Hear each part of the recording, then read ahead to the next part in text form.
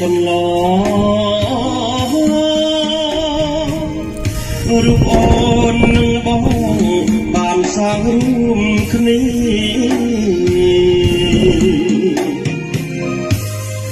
គុណ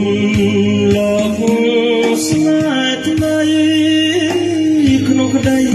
ប្រាថ្នារៀបចំបរិញ្ញាសាងវាសនាថ្មី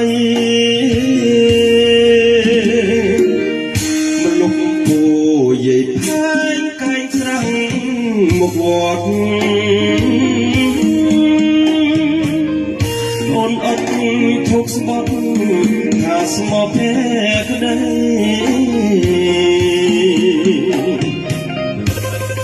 ពោវត្តព្រៃធនមានរិទ្ធបារមីនឹងលើកភក្តីស្រីហើយនឹងខ្ញុំ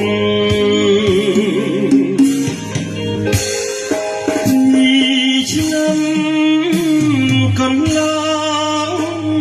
មកក្នុងដោះណៃរៀបការគូថ្មីម្ដាយត្រីបងខំ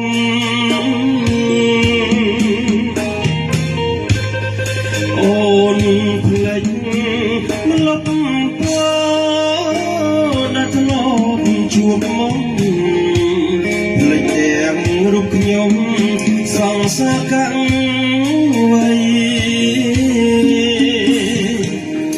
បងជួបបរិយាស្នេហាក៏ព្រាត់ស្នេហ៍ក៏អភ័ព្វព្រោះអូនមានថ្មីមនុស្សពណ៌យាយផែងសូមទានប្រណី